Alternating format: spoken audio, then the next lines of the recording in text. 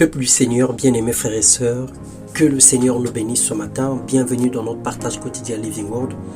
Ce matin, nous persévérons dans notre enseignement sur le leadership de qualité et nous allons parler de Déborah comme modèle. Nous bénissons Dieu pour toutes choses, nous lui rendons des actions de grâce pour la disponibilité, pour l'inspiration divine, pour la connaissance et pour sa faveur dans nos vies au nom de Jésus-Christ. Mon frère, ma sœur, Dieu appelle toutes les personnes disponibles et disposées. Il travaille avec toutes les générations, des hommes comme des femmes, des enfants comme des vieux.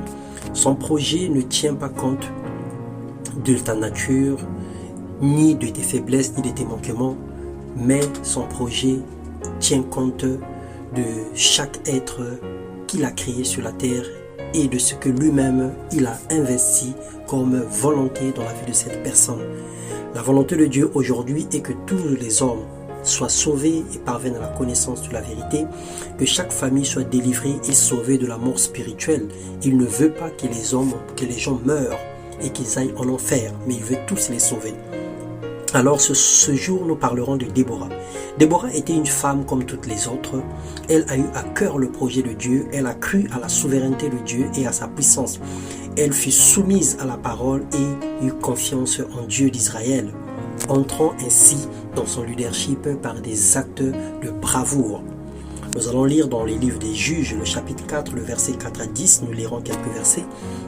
Dans ce temps-là, Déborah, prophétesse, femme de Lapidote, était juge en Israël. Elle siégeait sur le palmier de Déborah entre Rama et Bethel, dans la montagne d'Éphraïm. Et les enfants d'Israël montaient vers elle pour être jugés. Elle envoya appeler Barak, fils d'Abinoam, et le Kedesh de Nephtali, et lui dit: n'est-ce pas l'ordre qu'a donné l'Éternel, le Dieu d'Israël? Va, dirige-toi sur le mont Tabor, et prends avec toi 10 000 hommes des enfants de Nephtali et des femmes, des enfants de Nephtali et des enfants de Zabulon. J'attirerai vers toi au torrent de Kizon Sisera, chef de l'armée de Jabin, avec ses chars et ses troupes, et je le livrerai en tes mains.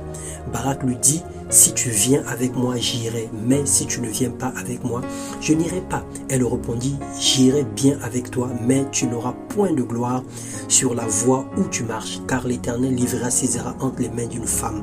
Et Déborah se leva, et elle se rendit avec Barak à Kedesh. Barak convoqua Zabulon et Nephtali, et à Kedesh 10 000 hommes marchèrent à sa suite, et Déborah partit avec elle.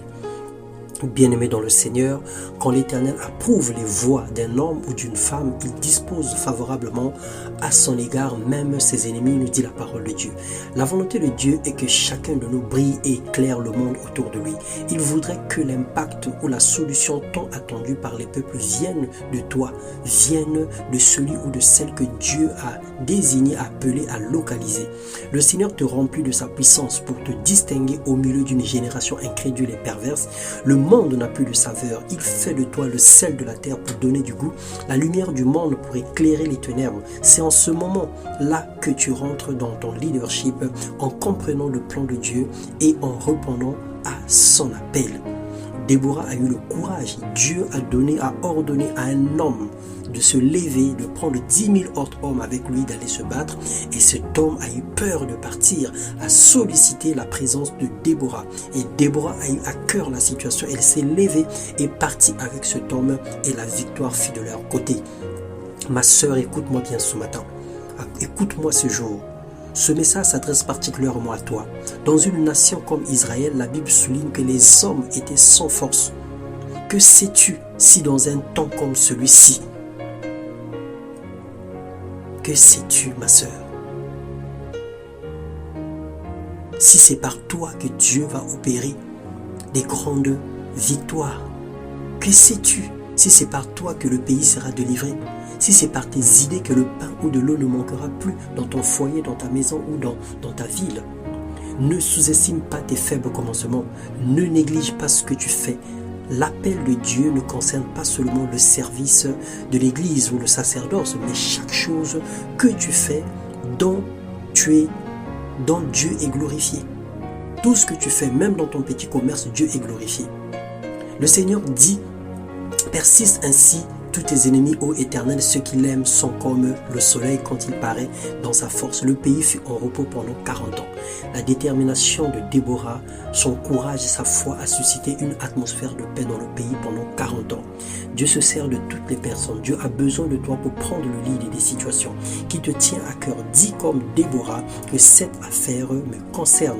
Lève-toi et œuvre pour la gloire de Dieu dans le domaine où il t'appelle. Marche dans ton couloir d'exercice. Dis simplement, oui Dieu, me voici, envoie-moi. Il fera le reste pour toi. Que le Saint-Esprit, l'esprit de force et de courage te conduit dans tout ce que tu fais, qu'il te propulse dans une mission exceptionnelle, qu'il te relève, peu importe la lourdeur ou la fatigue spirituelle qui te gagne en ce moment, que l'onction divine comble ton cœur, comble ta vie, que la puissance de Dieu te illumine, les pensées de ton cœur te relèvent et te donne une capacité surnaturelle de pouvoir opérer exceptionnellement dans le nom puissant de Jésus. Ne regarde pas ton âge, ne regarde pas ta taille, ne regarde pas tes moyens, ne regarde pas ta famille, ne raisonne pas comme Gédéon. Lève-toi simplement, le Seigneur est avec toi et tu vas gagner ce combat. Dans le nom de Jésus-Christ, Amen.